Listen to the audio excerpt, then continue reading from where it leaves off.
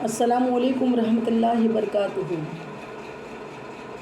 وعلیکم السلام ورحمۃ اللہ وبرکاتہ۔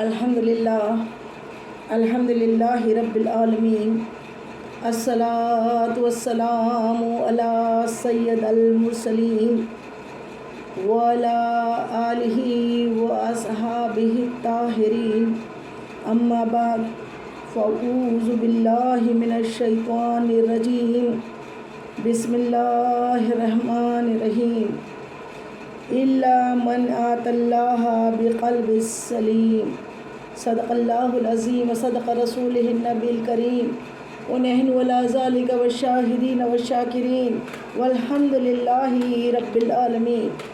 معزز سامعین، ہم سب کو سنے یا سنا اس سے پہلے مناسب ہی نہیں ضروری سمجھتی ہوں کہ گنبد خضراء میں آرام فرمانے والے ہمارے آقا و مولا، ہمارے غم گسار آقا، وہ سونے سونے پیارے پیارے اے مدنی آقا، جو رب کے محبوب، دانہ غیوب، مکی سردار، مدنی تاجدار، ہم بے بسوں کے بس، ہم بے کسوں کے کس، تمام عالموں کی رحمت، تمام عالموں کی جان پر نہایت ادب و احترام کے ساتھ درود و سلام کا تحفہ پیش کریں۔ پڑھیے الصلاۃ والسلام علیک یا رسول اللہ، الصلاۃ والسلام علیک یا حبیب اللہ، الصلاۃ والسلام علیک یا نبی اللہ، وعلی آلک وصحابک یا نور اللہ، صلی اللہ تعالیٰ علیہ وسلم۔ اور دوسری مرتبہ پھر عشق میں ڈوب کے آقا کی بارگاہ میں درود پاک کا نذرانہ پیش کر دیجئے۔ پڑھیے اللہم صلی علی سیدنا شفیعنا حبیبنا مولانا محمد وعلی آلہ سیدنا مولانا محمد بارک وسلم، صلاۃ والسلام علیک یا رسول اللہ، صلی اللہ تعالیٰ علیہ وسلم۔ اور تیسری مرتبہ پھر عشق میں ڈوب کے آقا کی بارگاہ میں بڑی تڑپ محبت کے ساتھ اپنی حاضری کا ثبوت دیتے ہوئے درود کا نذرانہ پیش کر دیجئے۔ پڑھیے اللہ رب محمد صلی علیہ وسلم، نحن عباد محمد صلی علیہ وسلم، صلی اللہ تعالیٰ علیہ وسلم۔ معزز سامعین، آج کا موضوع ہم نے دل اور دل کی بیماریوں کے اوپر، دل اور اس کی بیماریاں، یہ چنا ہے۔ اللہ تعالیٰ کلمۃ الحق ہماری زبان پہ جاری فرمائے، آمین یا رب العالمین۔ اللہ رب العزت نے قرآن پاک میں کئیوں مرتبہ قلب کا یعنی دل کا ذکر کیا، اور اس میں اس کی خرابیوں کے بارے میں اللہ تعالیٰ نے ذکر کیا، اور حضور پرنور مصطفیٰ جان رحمت نے بھی بڑا پیاری بات کہہ دی اس دل کے بارے میں۔ اور دل کیا ہے؟ دل وہ ہے جو سارے جسم کا سارا نظام اگر چلتا ہے تو دل سے چلتا ہے، اور یہ دل کا نظام اللہ کے حکم سے چلتا ہے۔ اور دل کیا ہے کہ دل کے بارے میں میرے آقا کریم صلی اللہ علیہ وسلم کیا کہتے ہیں؟ اللہ تعالیٰ نے ان کو فرما دیا کہ جو دل ہے اس کو بڑا ہی، جس میں قلب سلیم کی تعریف کی، جو سمجھدار دل ہے اس کی تعریف اللہ تعالیٰ نے کی ہے کہ وہ دل ایسے ہوتے ہیں۔ اور اللہ تعالیٰ کے حبیب مصطفیٰ جان رحمت ارشاد فرماتے ہیں، بے شک آدمی کے جسم میں گوشت کا ایک لوتھڑا ہے، جب وہ بگڑتا ہے نا تو پورے جسم کے اعمال بگڑ جاتے ہیں، اور جب وہ سنور جاتا ہے تو پورے جسم کے اعمال سنور جاتے ہیں۔ آدمی بگڑتا بھی دل سے ہے اور سنورتا بھی دل سے ہے۔ اور دل کا اتنا بڑا رول ہے انسان کی زندگی میں کہ جب انسان دل کو سنوارنے کی محنت شروع کرتا ہے کہ دل سنور جائے، مولا ہمارے دل کو سنوار دے، اور سنوارنے کے لیے محنت کرنی پڑتی ہے، تو پتہ چلتا ہے اس دل میں کتنا کام باقی ہے۔ دل کا سنوارنا آسان نہیں، مدتوں گزر جاتی ہے تب جا کر انسان کا دل سنورتا ہے۔ اور اس دل کو کے بارے میں آقا نے فرما دیا کہ یہ لوتھڑا ہے۔ دیکھیے دل کے اندر کوئی ہڈی نہیں ہے، یہ بھی خاص بات ہے کہ دل کے اندر اللہ تعالیٰ نے ہڈی نہیں دی، صرف گوشت دیا ہے، گوشت کا نرم لوتھڑا، اور ہڈی نہیں دی۔ اس کا مطلب کیوں نہیں دیا ہڈی کی؟ سخت چیز نہیں ہے۔ دل دل کی جو پہچان ہے نا، دل کی جو خاص تعریف ہے وہ یہ ہے کہ دل جو اللہ والوں کے ہوتے ہیں وہ موم ہوتے ہیں، سخت دلوں کو اللہ پسند نہیں کرتا، اور دل کیا ہے؟ عرش اللہ ہے۔ سب سے پہلی تعریف تو دل کی یہ ہے، دل اللہ کا عرش ہے۔ اللہ تعالیٰ عرش معلیٰ پہ رہتا ہے اور مومن کے دل میں رہتا ہے۔ اللہ کے رسول کی رہنے کی جگہ جو ہے نا، وہ بندے کا ٹوٹا ہوا دل جو تکلیفیں برداشت کیا ہوا، دنیا کے تانے تشنے سہا ہوا، اس دل کو اللہ تعالیٰ اتنا پسند کرتا ہے، اتنا پسند کرتا ہے، جو صبر کرتا ہے، برداشت کرتا ہے، اس دل کے اندر اللہ بس جاتا ہے، وہ عرش اللہ بن جاتا ہے، وہ گویا دل نہیں رہتا۔ اور دل سے ہی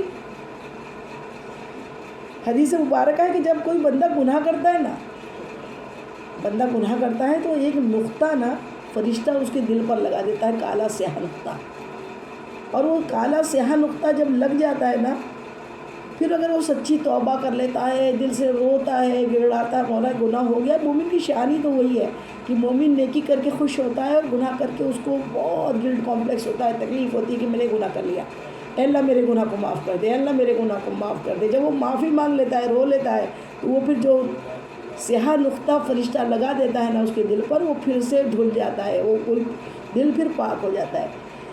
لیکن اگر توبہ ہی نہ ہو، گلٹ کمپلیکس ہی نہ ہو، اور بندہ لگاتار گناہ پہ گناہ پہ گناہ، گناہ پہ گناہ، گناہ پہ گناہ کرتے جاتا ہے، تو اس کے دل پہ سیاہ نقطے لگتے لگتے ایک وقت ایسا آتا ہے کہ سارا کے سارا دل ہی سیاہ ہو جاتا ہے۔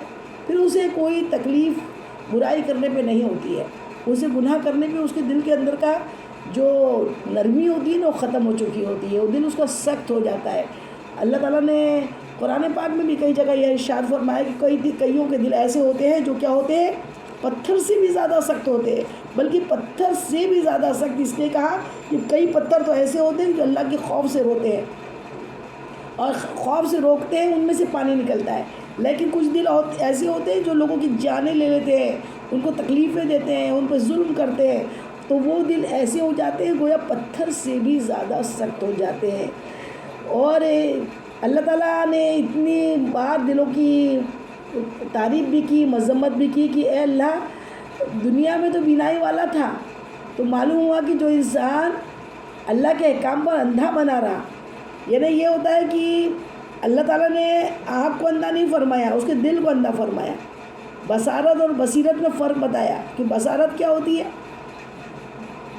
بصیرت جو ہوتی ہے، بصارت ان کو بولتے ہیں ان کی آنکھوں کی بینائی کو، جو بصیرت دل کی بینائی کو، اور بصیرت کہتے ہیں دل کی بیماری کو، دل کی بینائی کو، جو دل سے دیکھتا ہے تو وہ بینائی۔ اور اس دل کے بارے میں اللہ تعالیٰ نے بار بار ارشاد فرمایا کہ وہ جو دل ہے وہ ہی دیکھتے ہیں، وہی سنتے ہیں۔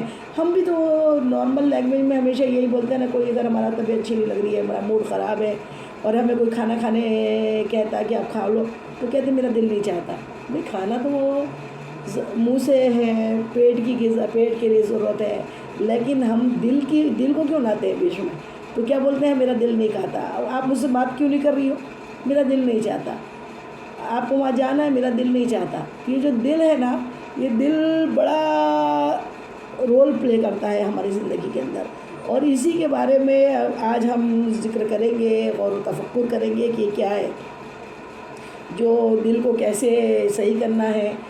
اور اللہ تعالیٰ نے قرآن میں جو ابھی میں پتھر کا ذکر کر رہی تھی، اس میں اللہ تعالیٰ پہلے پارے میں رکوع 9 میں آیت نمبر 74 میں اللہ تعالیٰ فرماتا ہے پتھر پھٹتے اور اس میں سے پانی نکلتا ہے، اور کچھ ایسے پتھر ہوتے ہیں جو اللہ کے ڈر و خوف سے کانپ اٹھتے ہیں۔ اے انسان، جب تیرا دل سخت ہوتا ہے تو اللہ تعالیٰ کی جلالت شان سے بھی نہیں کانپتا، یہ پتھروں سے بھی پرے پار ہو جاتا ہے، پتھروں سے بھی بڑھ کر سخت ہو جاتا ہے۔ اللہ اکبر، اللہ اکبر۔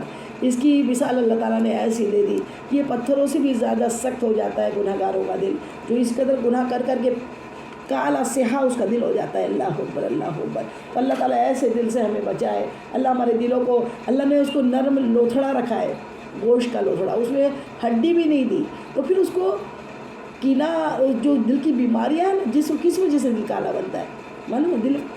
دل سخت کس وجہ سے بنتا ہے؟ دل کی بہت ساری بیماری ہے جو ظاہر بھی ہے، میڈیکل حساب سے بھی ایک بیماری ہوتی ہے، وہ بیماری کا تو علاج ہے کہ اس کا بائی پاس کرتے ہیں یا اسٹنٹ لگاتے ہیں، تو پھر وہ ٹھیک انشاءاللہ ہو جاتا ہے اللہ کے حکم سے۔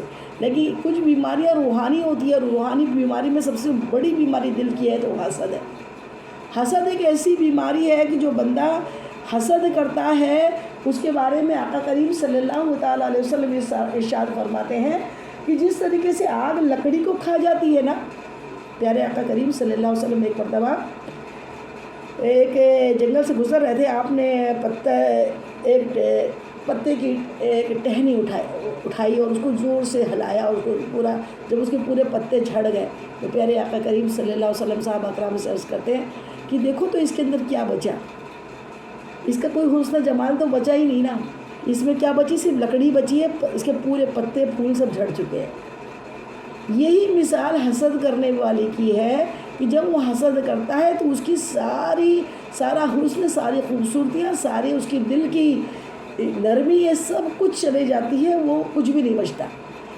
دوسری مثال میں میرے آقا ارشاد فرماتے ہیں کہ دل کی ایک بیماری حسد ہے، جس طرح آگ لکڑی کو کھا جاتی ہے تو پھر وہ لکڑی نہیں بچتی، لکڑی نہیں کہلاتی، کیا بن جاتی ہے، راکھ بن جاتی ہے۔ اس کو پھر کوئی دیکھ کے یہ نہیں کہتا کہ یہ لکڑی ہے، وہ اس کو دیکھ کے کوئی بھی کہے گا یہ تو راکھ ہے، راکھ، یعنی اس کا وجود ختم ہو جاتا ہے۔ جب آگ جلتی ہے اور آگ سے لکڑی جلتی ہے تو اس کا وجود ختم ہو جاتا ہے، وہ لکڑی نہیں رہتی، وہ راکھ بن جاتی ہے۔ پیارے آقا فرماتے، میرے آقا کریم صلی اللہ علیہ وسلم نے اتنی پیاری پیاری مثالیں دے کے ہم گنہگاروں کے لیے ہدایت کا ذریعہ بنے اور ہمیں راہ دکھائی کہ دیکھو یہ مثالیں ہیں، جس طریقے سے آگ لکڑی کو کھا جاتی ہے، وہ راکھ بن جاتی ہے، اسی طریقے سے حسد نیکیوں کو کھا جاتی ہے۔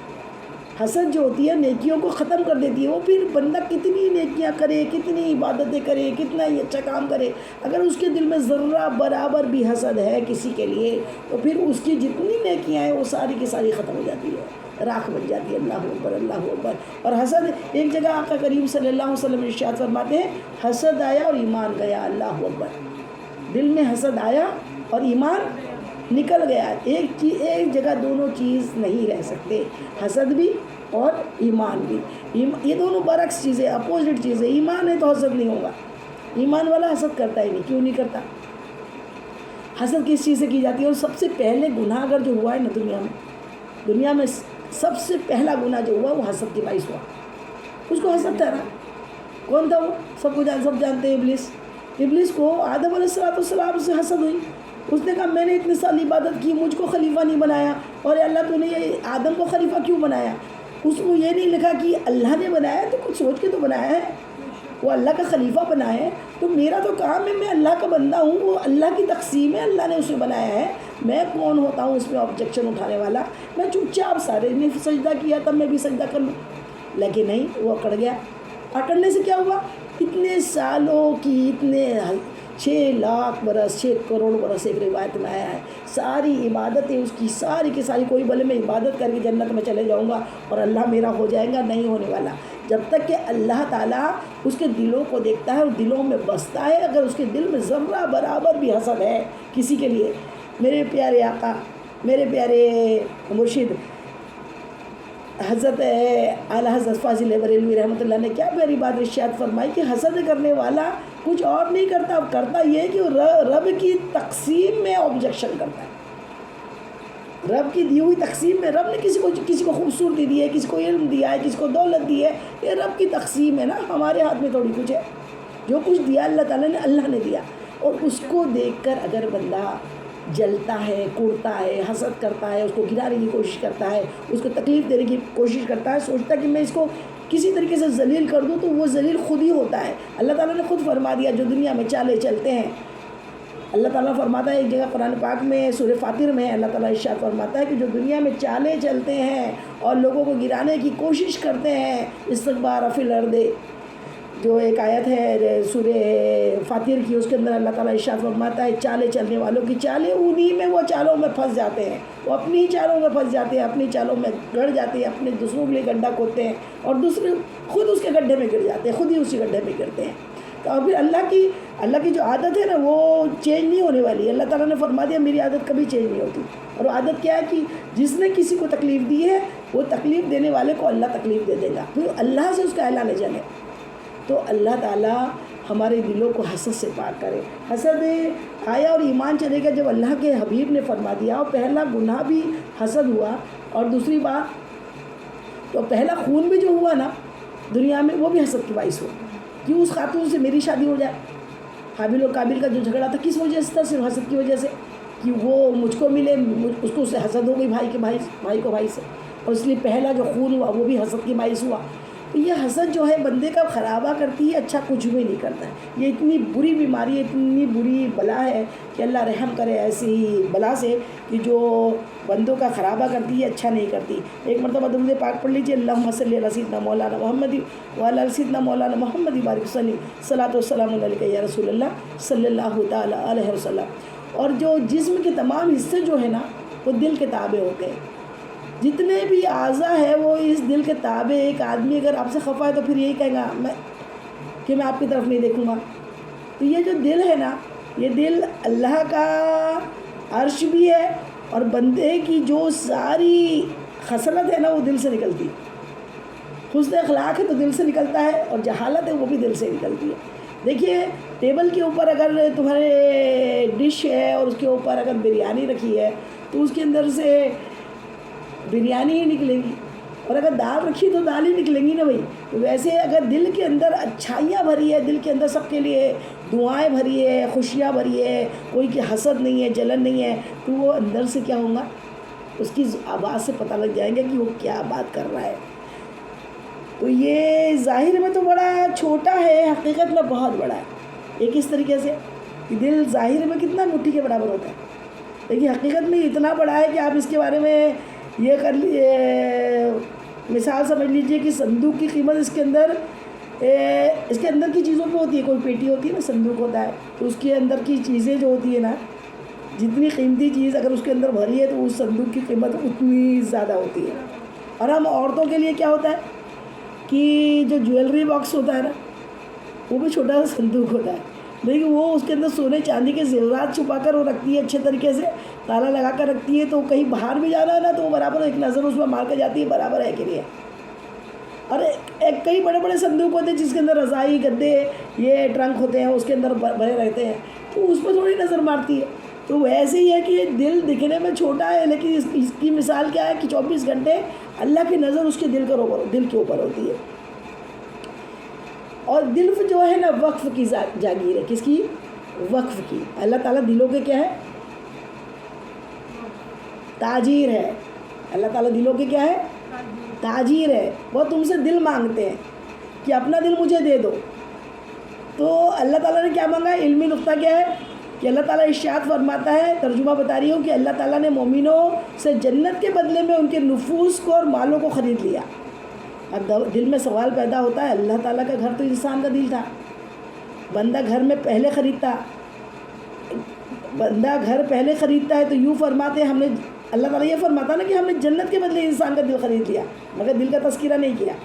تذکرہ کیا تو نفس کا کیا اور مال کا کیا، کہ تمہارے نفس اور مال جو ہے نا وہ لگا دو اللہ کی راہ میں، نفس کو کنٹرول کر لو اور مال کو اللہ کی راہ میں کنٹرول کر دو، تو پھر اس کے بدلے کیا ملے گی تمہیں؟ جنت ملے گی، جنت ملے گی. تو مفسرین نے اس کا بھی بڑا اچھا جواب دیا ہے کہ وہ مفسروں نے لکھا ہے، مفسرین نے، کہ اللہ تعالیٰ نے یہاں پر نفس اور مال کا تذکرہ کیا، قلب کا تذکرہ نہیں کیا. اس لیے کہ قلب تو اللہ کے لیے وقف فرما لیا ہے، قلب کو اللہ نے اپنے لیے پہلے ہی وقف فرما لیا ہے. اور وقف کی جو جائیداد ہوتی ہے نا، وہ خرید و فروخت والی نہیں ہوتی، وہ تو دی ہوئی ہوتی ہے، وقف کر دی، ہبہ کر دی ہوتی ہے، وقف کر دی ہوتی ہے. جیسے کوئی چیز ہم نے زمین مسجد کے لیے وقف کر دی تو وہ بیچی تھوڑی نہ، کسی نے خریدا، وہ کیا ہوئی؟ وقف ہو گئی. تو وقف کی جائیداد، وہ وقف کے مال کے بارے میں اللہ تعالیٰ تھوڑی فرمائے گا میں نے خرید لیا، وہ تو وقف پہلے سے. دل جو ہے وہ پہلے سے ہی، بندہ دنیا میں آنے کے پہلے سے اس نے عہد کر لیا اللہ سے عہد کیا نا کہ وہ کس کی عبادت کرے گا؟ اللہ کی. اللہ کو دل سے مان لیا ہے نا، اور دل جو ہے اللہ کا گھر ہے. تو اللہ تعالیٰ نے پہلے ہی وقف فرما لیا، اور وقف کی جائیداد کو خرید فروخت نہیں ہوا کرتی. باقی انسان کے مال، نفس اور مال، اللہ نے اس کو بھی جنت کے بدلے خرید لیا. تو دل تو ہے وقف کی جائیداد. یہ جائیداد جو ہے یہ دل اللہ کے وقف کی ہے، اور اللہ کے لیے وقف ہو چکا ہے، جسے کہتے ہیں کہ زمین مسجد بھی دے دی.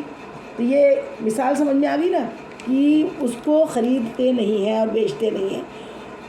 ایک مرتبہ کی بات ہے، شاہ ولی اللہ محدث دہلوی رحمۃ اللہ علیہ دہلی کے بڑے بلند پائے کے بزرگ ہیں. آپ جامع مسجد میں خطبہ دیا کرتے. ایک مرتبہ خطبہ دے رہے تھے، فرمایا مغل بادشاہوں تمہارے خزانوں کی بڑی تعریف سنی ہے، لیکن ولی اللہ کے دل میں، ولی اللہ کے سینے میں ایک دل ہے، ولی اللہ کے سینے میں ایک دل ہے جو تمہارے خزانے سب مل کر بھی اس کی قیمت ادا نہیں کر سکتے. سبحان اللہ سبحان اللہ. ذرا سوچو یہ دل کتنا قیمتی بن گیا ہوگا. لہٰذا اس کو قیمتی بنانے کے لیے اس پر محنت کرنی پڑتی ہے، اس کو سنوارنا پڑتا ہے، اس کو بنانا پڑتا ہے، اسے دنیا کی محبت کو نکالنا پڑتا ہے، تب یہ سنورتا ہے کہ حب دنیا سے تو بچا یا ربی اور عاشق مصطفیٰ بنا یا ربی. یہ اللہ کی یاد میں جب دل کو سنوار لیا جاتا ہے، اور سنوارنے کے لیے سب سے کیا ہے؟ اللہ بذکر اللہ تطمئن القلوب. اللہ کے ذکر سے دلوں کو راحت ملتی ہے، سکون ملتا ہے، اور وہ سنور جاتے ہیں. کوئی کتنا بھی تعلیم یافتہ ہو اور جس کے پاس کتنا بھی مال ہو، لیکن دنیا بے انتشار پھیلا ہوا ہے. زیادہ تر لوگوں کی کمپلینٹ ہے کہ ہمیں نیند نہیں آتی.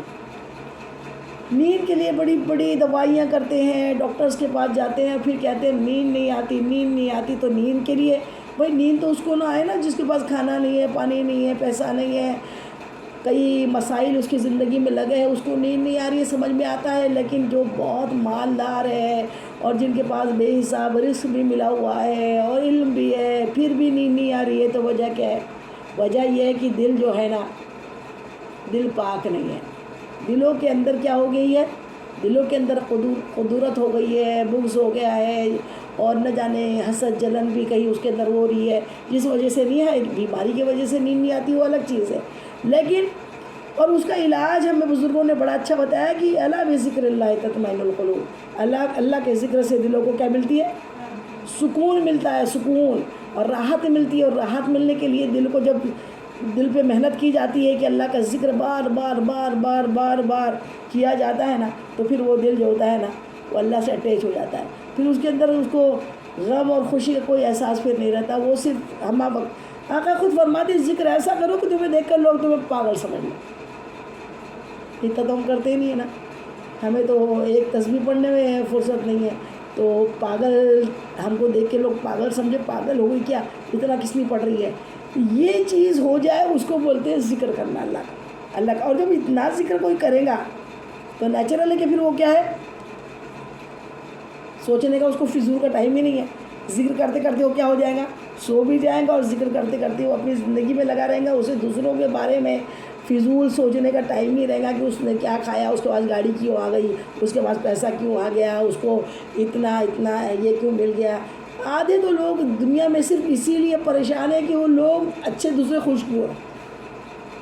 ان کو اپنے دکھ سے مطلب نہیں ہے، دوسرے خوش کیوں ہیں، اس وجہ سے وہ اس قدر زیادہ پریشان ہوتے ہیں، اس قدر پریشان ہوتے ہیں کہ کیا کرے. اور دل بگڑنے کے لیے سب سے زیادہ اور کیا چیز ہے کہ جس طریقے سے گھر کے اندر روشن دان ہوتا ہے نا، روشن دان اگر کھلے ہوتے ہیں وینٹیلیٹرس، تو اس کے اندر سے کیا ہوتی ہے، دھول بھی آتی ہے، مٹی دھول ہوا سے. اگر کھڑکیاں کھلی ہے تو آتے رہیں گی. اسی طریقے سے مثال کسی بزرگ نے بڑی اچھی دی ہے کہ دل کے کمرے میں مٹی آ جاتی ہے جب. لیکن آج کل کے نوجوانوں کا تو یہ روشن دان بند ہی نہیں ہوتا، غیر محرموں سے آنکھیں لڑاتے ہیں. اس کا نتیجہ کیا نکلتا ہے کہ پھر دل بگڑتا ہے، پھر پڑھائی میں دل نہیں لگتا، حافظہ کمزور ہو جاتا ہے، اور پھر کوئی اچھے کام نہیں ہوتے. تو یہ دل جو ہے نا اللہ کا گھر بنا لے. اللہ تعالیٰ ہم سب کو دل کو اپنا گھر بنانے میں ہماری مدد فرمائے کہ اللہ تعالیٰ کا گھر ہمارا دل بن جائے. ایک واقعہ بنے کہ دل پہ جب چوٹ لگتی ہے نا تب تکلیف ہوتی ہے. اور دل کیسا ہو، میرے آقا کریم مصطفیٰ جان رحمت، ہمارے تو دشمنیاں پالی ہوئی ہے ہم نے دنیا بھر سے. اس سے ہماری دشمنی ہے، اس سے ہماری دشمنی ہے، اس کو ہم کو اس کی خوشی ہم کو برداشت نہیں ہو رہی ہے، اس کی خوشی برداشت نہیں ہو رہی ہے. اور کسی نے کبھی دشمنی کیا اس سے تو بہت سخت دشمنی ہے، اس کا تو نام لینا بھی پسند نہیں کرتے. لیکن سبحان اللہ میرے آقا کریم صلی اللہ تعالیٰ علیہ وسلم کے پاس جب ابو جہل کا بیٹا، ابو جہل کے بیٹے کی خبر آئی کہ وہ کلمہ پڑھنے کے لیے آ رہا ہے. ابو جہل کیا تھا، جس سے سب سے زیادہ تکلیفیں حضور پاک کو پہنچائی ہے تو ابو جہل تھا. اتنی زیادہ اس نے حضور پاک کی شان میں گستاخیاں کی، تکلیفیں پہنچائی.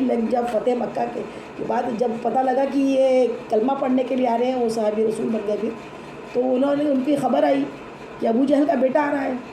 تو جتنے حضرت ابوبکر صدیق رضی اللہ تعالیٰ عنہ ارشاد فرماتے ہیں کہ میں تو راوی وہی ہے اسی حدیث کے، انہوں نے کہا کہ میں رو دیا میرے آقا کی باتیں سن کے. فرماتے ہیں اے ابوبکر سنو اور سب کو بتا دو کہ آج ابو جہل کا بیٹا کلمہ پڑھنے کے لیے آ رہا ہے. تو یہ یاد رکھو کہ دیکھو اس کی شان میں گستاخی نہ کرنا. حالانکہ اس کے باپ نے مجھے بہت تکلیف پہنچائی ہے، حالانکہ اس کے باپ نے مجھ کو اور اسلام کو، ہمارے دین کو بہت تکلیفیں پہنچائی ہے، بہت تکلیفیں دی، لیکن پھر بھی میں تم سب کو یہ تنبیہ کرتا ہوں کہ اس کی شان میں اس کے باپ کے بارے میں کوئی کچھ بھی بات نہیں کرے گا، کوئی کچھ نہیں کہے گا. پیارے آقا کریم صلی اللہ علیہ وسلم کی پیاری پیاری باتیں کہ پتلی پتلی گلے اودس کی پتیاں، ان لبوں کی نزاکت پہ لاکھوں سلام، مصطفیٰ جان رحمت پہ. کیا بات ہے!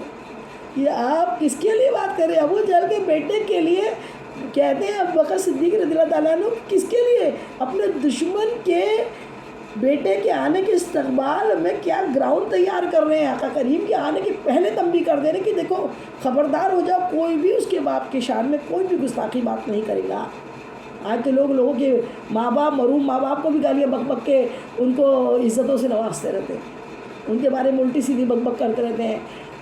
تو یہ میرے آقا کی امتی نہیں ہو سکتے ایسے لوگ. جو آقا کی امتی ہے وہ ایسے کام نہیں کرتے. ہم آقا کی امتی ہے کہ ہمارا دشمن کیوں نہیں ہو، لیکن اگر اس نے ہمیں ستایا بھی ہے تو ہمارا دل تو آقا کے صدقے میں ایسا ہو جانا چاہیے کہ ہم سب کو معاف کرتے چلیں، جیتے جی معاف کر دے، جیتے جی ان کو ان کی گناہوں کو معاف کر دے، غلطیوں کو معاف کر دے. اور اپنے سے اگر کسی کے دل کو تکلیف پہنچی تو اپن بھی معافی مانگ لے. نہ جانے زندگی کی شام کب ہو جائے گی پتہ نہیں چلے گا.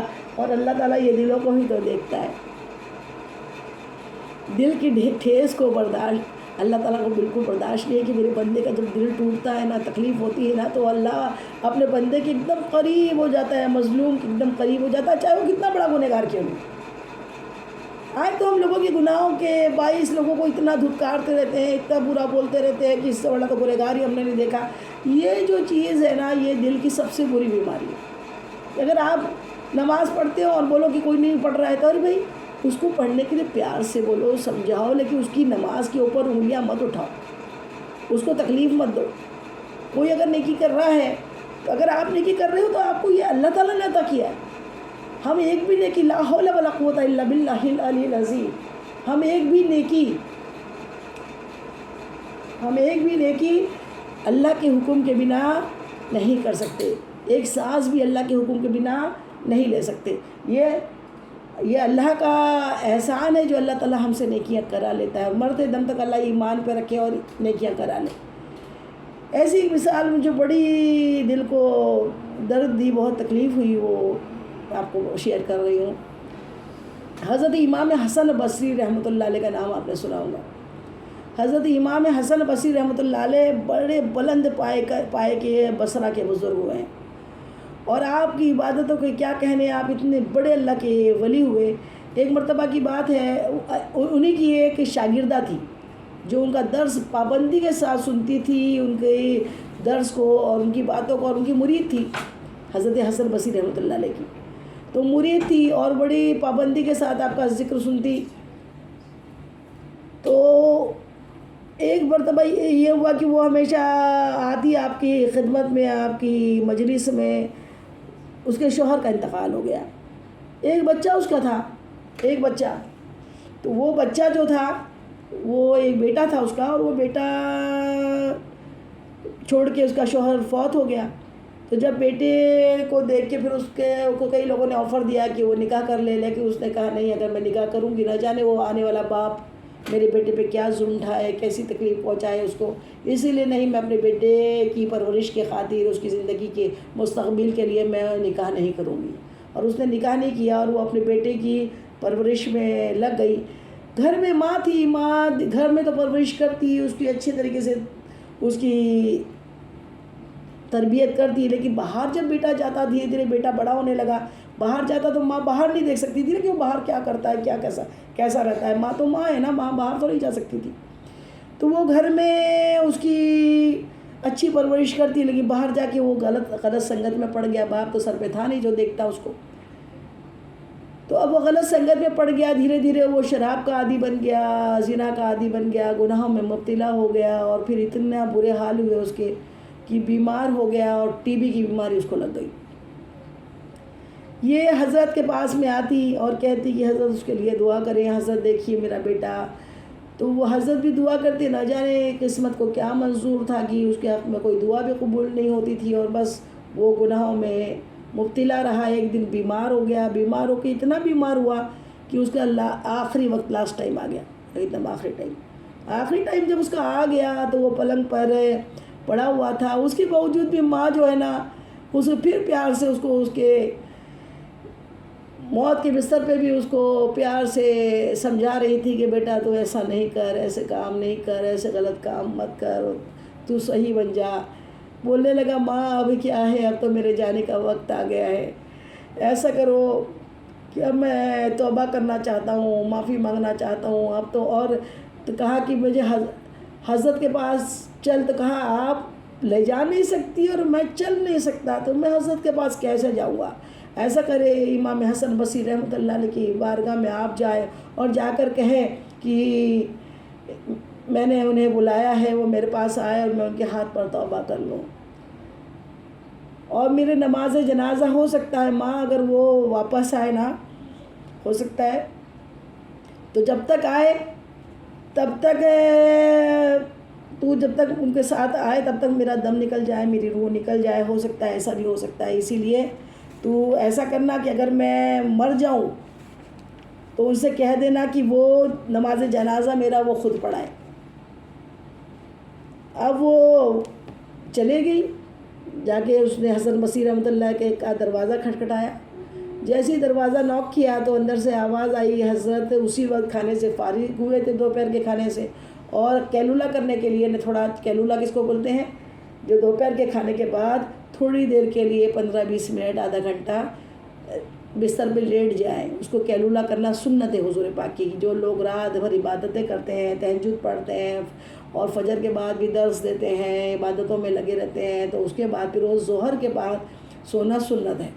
ظہر کے بعد کھانا کھانے کے بعد تھوڑی دیر لیٹ جانا میرے آقا کی سنت ہے. تو آپ حضرت کھانے سے فارغ ہوئے تھے اور قیلولہ کے لیے جا رہے تھے.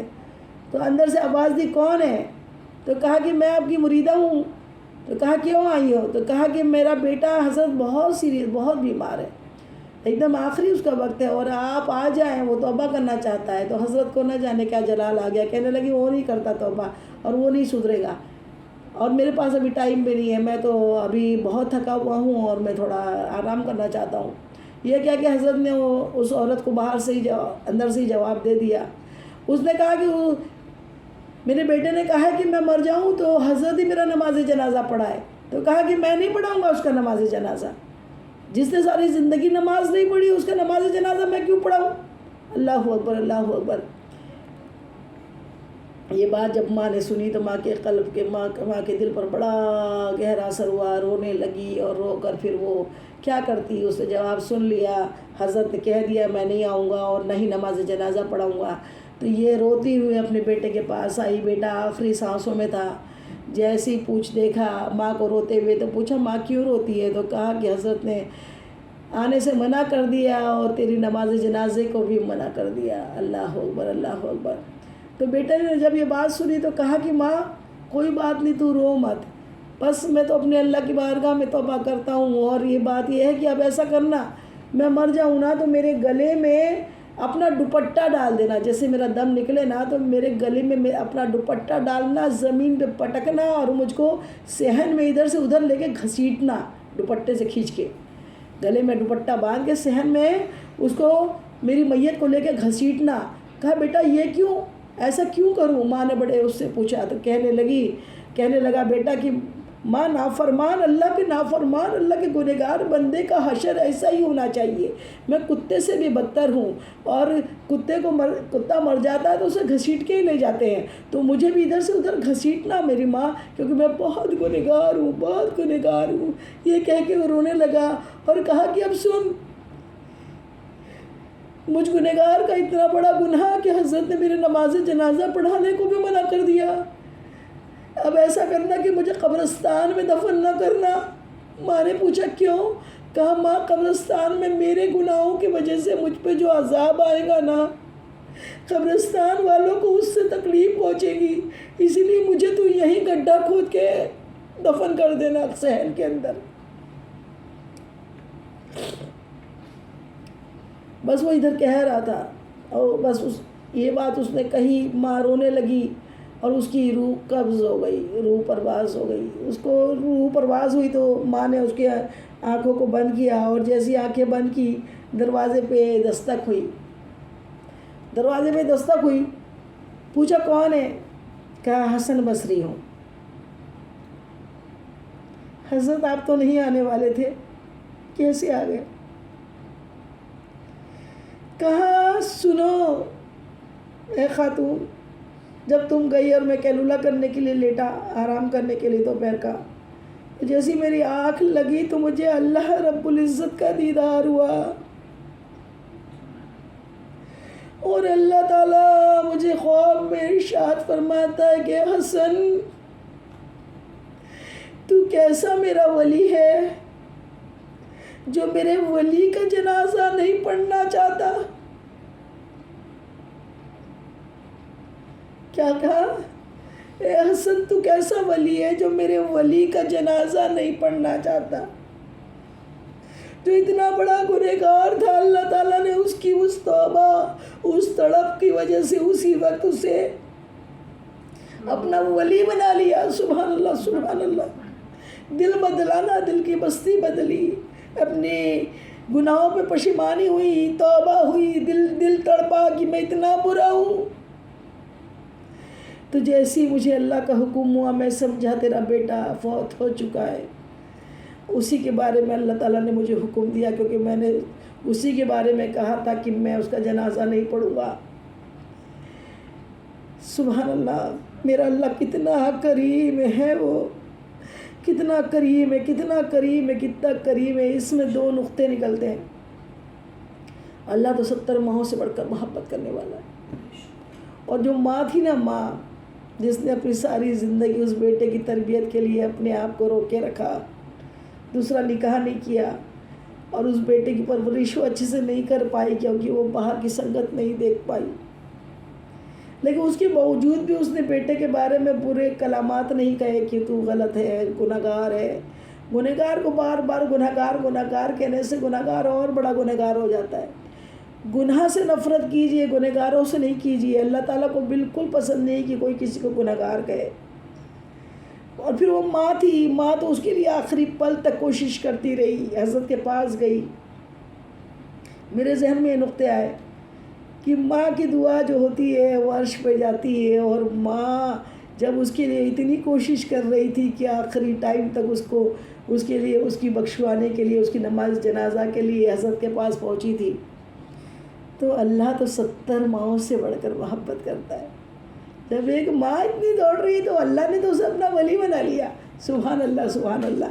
ہاں، ماں کی شان میں اگر گستاخی وہ کرتا تو پھر وہ ولی نہیں بنتا، بخشش بھی اس کی نہیں ہوتی. اس لیے اللہ تعالیٰ ہم ماؤں کو بھی یہ ہدایت دے کہ اپنے بچوں کو ہمہ وقت ان کی اچھی تربیتیں کرے، ان کو معاف کرتے رہے، انہیں راہ راست دکھاتے رہے، اللہ سے ان کے لیے دعائیں مانگتے رہے، اور ان کو غلط کبھی بھی نہ سمجھے کہ وہ ایسے غلط ہے یا ویسے ہے یا یہ ہے وہ ہے. اللہ اکبر کبیرہ. اور کسی نے کیا خوب کہا ہے کہ اے انسان، اگر 3 جگہ تیرا دل گھبرائے تو سمجھ لے تیرا دل مر گیا ہے. ایک قرآن میں نہ لگے تو دل مر گیا ہے، ایک قرآن کے اللہ کے ذکر کی میں سے غافل ہو جائے تو دل مر گیا ہے، تنہائی میں اللہ کی یاد کرے نہ کرے، روئے نہ تو بھی سمجھ لو دل مر گیا ہے۔ یہ چیزیں ایسی ہے کہ بس جس سے اللہ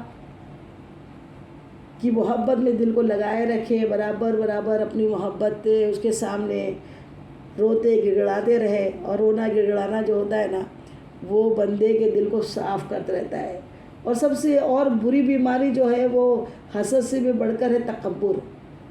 تکبر جو ہے زنا سے بڑا ہوا ہے، جس میں ذرہ برابر بھی تکبر ہوگا وہ جنت میں نہیں جانے والا، حضور پاک نے فرما دیا۔ اور صحیح مسلم کی حدیث مبارک ہے کہ جس میں رائی کے برابر تکبر ہوگا وہ جنت میں نہیں جائے گا، رائی کے برابر، رائی کے برابر وہ جنت میں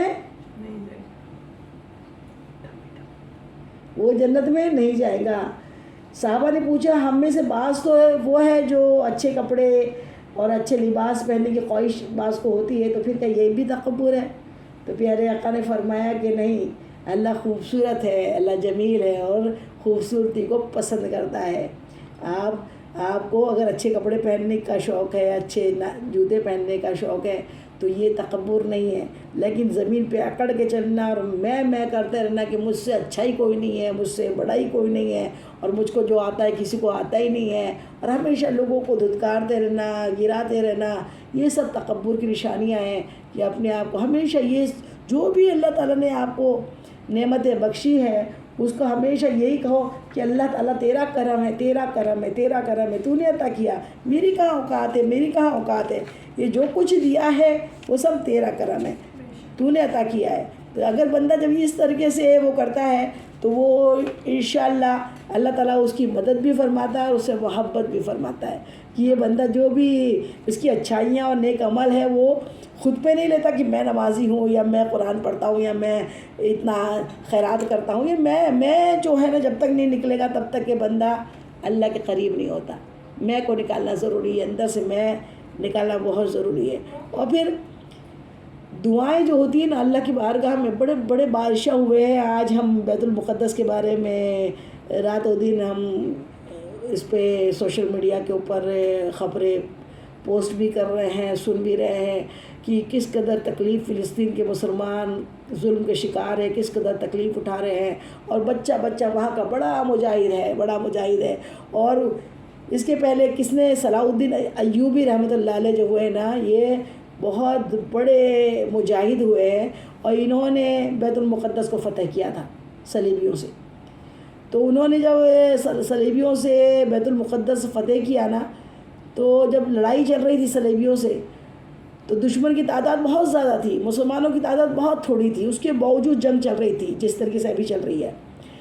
تو پھر آپ کو حضرت صلاح الدین ایوبی رحمۃ اللہ علیہ کو کہیں سے ان کے مخبروں سے اطلاع ملی کہ دشمن کا ایک بحری بیڑا جو سمندر کے راستے سے ایک بہت بڑا بیڑا آ رہا ہے، جس میں بہت سارے سپاہی ان کے آ رہے ہیں اس کے اندر حملے کے لیے۔ یہاں تو مسلمان ویسی تعداد میں کم تھے، اور اب جب پتہ لگا کہ بحری بیڑا اور آ رہا ہے دشمنوں کا، صلیبیوں کا، تو اس پر صلاح الدین ایوبی رحمۃ اللہ علیہ کو بڑی فکر دامندگی ہوئی، بہت فکر میں ہو گئے کہ اللہ مسلمانوں کی تعداد تو پہلے سے ہی تھوڑی، اوپر سے دشمن کا بحری بیڑا آ رہا ہے، تو یہ تو مسلمانوں پر ایک مشکل وقت آ گیا۔ چنانچہ پھر انہوں نے کیا کیا، ہائے اللہ نہیں بچایا، ہائے توبہ نہیں کی، کیا کیا، وہ بیت المقدس پہنچے اور ساری رات رکوع اور سجدوں میں گزار دی۔ جیسی خبر ملی کہ دشمنوں کا بحری بیڑا آ رہا ہے، ایک سمندری بہت بڑا بیڑا حملے کے لیے آ رہا ہے، تو آپ نے کس کی مدد مانگی، اللہ کی، اور اللہ کی بارگاہ میں بیت المقدس کے اندر نماز پڑھنے کے لیے کھڑے ہوئے، اور ساری رات رکوع اور سجدے، تہجد میں، نمازوں میں، شب بیداری میں آپ نے رات گزار دی، اللہ کے حضور رونے دھونے اور دعائیں مانگنے میں رات گزار دی۔ صبح کی نماز جب پڑھ کر باہر نکلے نا تو دیکھتے ہیں کہ اللہ والے کھڑے ہیں مسجد کے باہر۔ جب مسجد سے باہر نکلے تو دیکھا کیا کہ ایک اللہ والے، اللہ کے ولی باہر کھڑے ہیں، جن کا پرنور چہرہ بتلا رہا ہے کہ اللہ تعالیٰ نے انہیں بہت روحانی طاقت دی ہے۔ چہرہ ہی بتا دیتا ہے، چہرہ دل کا آئینہ ہوتا ہے۔ دیکھیے جو چہرہ ہوتا ہے نا، چاہے وہ کالی رنگت کا ہو چاہے گوری رنگت کا انسان ہو، وہ خوبصورتی اور نور جو ہے نا دل سے آتا ہے۔ جس کا دل جتنا پاک ہوتا ہے اس کا چہرہ اتنا ہی خوبصورت ہوتا ہے، اور جس کے دل کے اندر اگر بغض، کپٹ اور قنا اور حسد بھرا ہوا ہے، تکبر بھرا ہوا ہے، تو چہرے سے ہی وہ انسان پھر ظالم الگ نظر آتا ہے. اس کے چہرے کو دیکھ کے کوئی بھی یہ نہیں کہتا کہ وہ عبادت گزار ہے. عبادت جو ہے نا لاکھ ہو، لیکن ساتھ میں اگر دل پاک نہ ہو، جس کے اندر دل پاک نہیں ہے تو پھر وہ چہرے پہ نور نہیں آتا. تو انہوں نے دیکھا کہ اللہ والے کوئی باہر کھڑے ہیں، مسجد کے باہر انہیں مل گئے، اور جن کو دیکھتے سے ان کو لگا کہ یہ روحانی طاقت اللہ تعالیٰ نے ان کو عطا کی ہے. تو صلاح الدین ایوبی رحمۃ اللہ علیہ قریب ہوئے ان بزرگ کے، اور ان سے ان سے دعا کرواتا ہوں. چنانچہ سلام کیا، عرض کیا حضرت دعا فرمائیے، دشمن کا بحری بیڑا آ رہا ہے. کیا کہا؟ حضرت دعا فرمائیے، دشمن کا بحری بیڑا آ رہا ہے. انہوں نے صلاح الدین ایوبی رحمۃ اللہ علیہ کے چہرے کو دیکھا. حضرت صلاح الدین ایوبی رحمۃ اللہ علیہ کے چہرے کو ان بزرگ نے دیکھا. وہ بھی مادے کے پار دیکھنا چاہتے تھے. اللہ والے کیا ہوتے ہیں؟ اللہ کے نور سے دیکھتے ہیں. وہ روشن ضمیر ہوتے ہیں، وہ اندر کی ساری بات جان لیتے ہیں، دل کے اندر کیا بھرا ہے، دل کے باہر کیا ہو رہا ہے، یہ سب کچھ اللہ والوں کو اللہ تعالیٰ عطا کر دیتا ہے. اتنا علم دین، علم غیب اللہ تعالیٰ انہیں عطا فرما دیتا ہے. تو انہوں نے بڑے غور سے انہوں نے صلاح الدین ایوبی رحمۃ اللہ علیہ کے چہرے کو دیکھا، اور ان کو بھی اللہ نے کوئی بصیرت دی ہوئی تھی. بصیرت مطلب دل کی آنکھوں سے دیکھنا. پہچان گئے. فرمانے لگے صلاح الدین تیرے رات کے آنسوؤں نے دشمن کے بحری بیڑے کو ڈبا دیا ہے. سبحان اللہ سبحان اللہ. رات میں جو تہجد میں اور شب بیداری میں اللہ کی بارگاہ میں روئے گڑگڑا ہے اللہ کی بارگاہ میں، تو کہتے ہیں صلاح الدین مجھ سے دعا کرنے کہہ رہا ہے، رات میں جو تو نے آنسو بہائے نا، اللہ تعالیٰ نے ان آنسوؤں سے وہ بحری بیڑے کو، جو سمندر سے بیڑا آ رہا تھا بہت بڑا، وہ پورا کہ پورا غرق ہو گیا، ڈوب گیا. کس نے ڈبایا؟ صلاح الدین ایوبی کے آنسوؤں سے وہ بحری بیڑے کو اللہ تعالیٰ نے ڈبا دیا. واقعی 3 دن بعد اطلاع ملی کہ دشمن کا بحری بیڑا راستے میں ڈوب گیا. تو جو انسان راتوں کو اٹھ کر مانگتا ہے نا، اللہ تعالیٰ اس کے لیے دنیا کا جغرافی بدل دیتا ہے. اس کے ہاتھ کیا اٹھ جاتے ہیں، اللہ تعالیٰ تقدیروں کے فیصلے بدل دیتا ہے. معمولی بات نہیں ہوتی یہ، کوئی معمولی بات نہیں ہے، بہت بڑی نعمت ہوتی ہے. جو اللہ تعالیٰ کے دل کے اچھے بندے ہوتے ہیں، راتوں میں عبادتیں کرتے ہیں، تو ان کے دل اتنے اچھے ہو جاتے ہیں اور یہ اللہ کے اتنے قریب ہو جاتے ہیں کہ یہ جو دعا مانگتے ہیں اللہ تعالیٰ ان کی دعا کو قبول کر لیتا ہے. اور پہلے کے یہ جو مجاہد تھے وہ اللہ کی بارگاہ میں جھکے ہوتے تھے، عبادتیں کرتے تھے، اللہ کی مدد مانگتے تو اللہ کی مدد آتی تھی. آج ہم مسلمان ہیں، بس میڈیا کھیل رہے ہیں، واٹس ایپ کھیل رہے ہیں کہ وہاں پہ فلسطین میں یہ ہو رہا ہے وہ ہو رہا ہے، لیکن ہم ابھی تک نمازی نہیں بنے. اللہ اکبر. ہماری عبادتوں کو ہمیں وقت نہیں ہے، ہمیں قرآن پاک پڑھنے کا وقت نہیں ہے، ہمیں لوگوں کی ٹانگ کھینچنے میں ہم لگے ہوئے ہیں، کس کو کتنا برباد کر دے، کس کو کتنا ذلیل کر دے، کس کی کتنی برائیاں کر دے، کس کی کتنی برائیاں جھوٹی آگے تک بات پہنچا دے، بڑھا دے، اور کس کو کتنا ستا لے. لگتا ہے کہ بس زندگی پھر ملنے والی نہیں ہے. اللہ والے وہ ہوتے تھے کہ زندگی ملی ہے تو اس زندگی کو اللہ کی عبادت کر کے گزارتے تھے کہ میرا اللہ کمپٹیشن کرتے تھے. یہ رات میں جاگتا ہے میں بھی اس سے زیادہ، میں یہ اتنے قرآن پڑھتا ہے میں اس سے زیادہ قرآن پڑھوں، یہ اتنے نیکیاں کرتا ہے میں اس سے زیادہ نیکیاں کروں. اور ایک دوسرے کی مدد کرتے تھے، مسلمان کا ساتھ دیتے تھے، مسلمان کو کاٹتے نہیں تھے، مسلمانوں کو برباد کرنے کی کوشش نہیں کرتے تھے. آج تو مسلمان نام کا مسلمان ہو گیا ہے. یہ مسلمان کی تکلیف کو دیکھ کے خوش ہوتا ہے، مسلمان کے درد کو دیکھ کے خوش ہوتا ہے. مسلمان کی پریشانی آئی ہے تو اس کے ساتھ سہارا نہیں بنتا، اس کو پریشان کرنے کی کوشش کرتا ہے. تو یہ مسلمان نہیں ہوتا.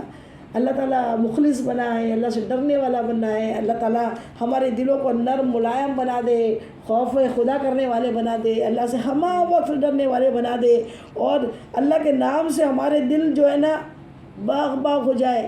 حضرت ابراہیم علیہ السلام کی مثال معلوم ہے آپ کو کہ وہ مثال کیا تھی کہ ایک مرتبہ حضرت ابراہیم علیہ السلام بکریاں چرا رہے تھے، اور ایک جنگل میں تھے، ایک پہاڑی پر بیٹھے ہوئے تھے، اور آپ کی بکریاں چاروں طرف بکریوں کے ریوڑ چر رہے تھے. دیکھا کیا کہ ایک شخص آپ کے پاس گزرا اور کہنے لگا سبحان ذی الملک والملکوت، سبحان ذی العزت والعظمت والہیبت والقدرت والکبریاء والجبروت. اتنی پیاری آواز میں اللہ کی حمد و ثنا بیان کری، اتنی پیاری آواز میں کہ ابراہیم علیہ السلام تو اللہ کے خلیل، آپ کے کانوں میں رس گھل گیا، ایک دم سرور آ گیا۔ جو اللہ کا دیوانہ ہوتا ہے نا، عاشق ہوتا ہے، جب محبوب کا ذکر کیا جائے تو عاشق تڑپ جاتا ہے، مچل جاتا ہے، خوش ہو جاتا ہے کہ ہاں ذکر بھی کس کا ہوا، میرے محبوب کا ذکر ہوا ہے۔ تو آپ تڑپ گئے کہ سبحان ذی الملک والملکوت، سبحان اللہ۔ کہا کہ اے بھائی ذرا رک، اے بھائی ذرا رک۔ کہا کیا بات ہے؟ کہا یہ کیا پڑھا، بڑے اچھی لفظوں میں تو نے اللہ کی تعریف کی ہے، بڑی اچھی حمد کی ہے، ایک بار اور سنا دینا، ایک بار اور سنا دے۔ کہا کیا دوں گے؟ میں ایک بار سنا دوں تو اور کیا، مجھ کو کیا دوں گے؟ کہا جو یہ بکریاں اتنی چر رہی ہے نا، دور دور تک میری بکریاں ہیں، یہ چر رہی، ان میں سے آدھی تجھ کو دے دوں گا، ایک بار سنا دے بس۔ ایک بکری نہیں، آدھی بکریاں، ہزاروں بکریوں میں سے آدھی بکریاں تجھے دے دوں گا۔ جیسی بات سنی اس نے پھر پڑھ لیا، اب تو اور مچل گیا عشق، اور تڑپ گئے۔ کہا ایک بار اور سنا دینا۔ کہا آپ کیا دوں گے؟ کہا جو یہ آدھی بکریاں بچی نا، یہ بھی تجھ کو دے دوں گا۔ سبحان اللہ سبحان اللہ۔ پھر سنا دیا تو کہا ایک بار اور سنا دے بس، بہت مزہ آ گیا، بہت سکون ملا، بہت خوشی ہوئی، ایک بار سنا دے۔ کہنے والے نے کہا کہ اب کیا دوں گے، بکریاں تو ساری ختم ہو گئی۔ کہ تجھے بکری چرانے والے تو لگے گا نا، تجھے بکریاں چرانے والا تو لگے گا نا، مجھ کو بھی لے جا، مجھ کو غلام بنا لے، لیکن میرے اللہ کی حمد و ثنا ایک بار اور سنا دے۔ اس نے پھر سنا دیا۔ جیسے ہی سنا کے وہ جانے لگا۔ ابراہیم علیہ السلام اس کے پیچھے دوڑے، کہا رک تو جا، یہ بکریاں بھی لے جا اور مجھ کو بھی لے جا، جاتا کہاں ہے؟ کہا میں وہ نہیں ہوں۔ کہا کیا وہ نہیں ہوں؟ کون وہ نہیں ہو؟ کہا میں وہ نہیں ہوں جو آپ سمجھ رہے ہو۔ کہا کون وہ نہیں ہو؟ تم کون ہو پھر؟ کہا میں انسان نہیں ہوں۔ پھر کون ہو؟ کہا میں فرشتہ ہوں۔ میرے اللہ نے، آپ یہاں بیٹھے بکریاں چرا رہے تھے، میرے اللہ کو آپ پہ پیار آیا اور اللہ تعالیٰ نے آپ کا امتحان لینے کے لیے مجھ کو بھیجا۔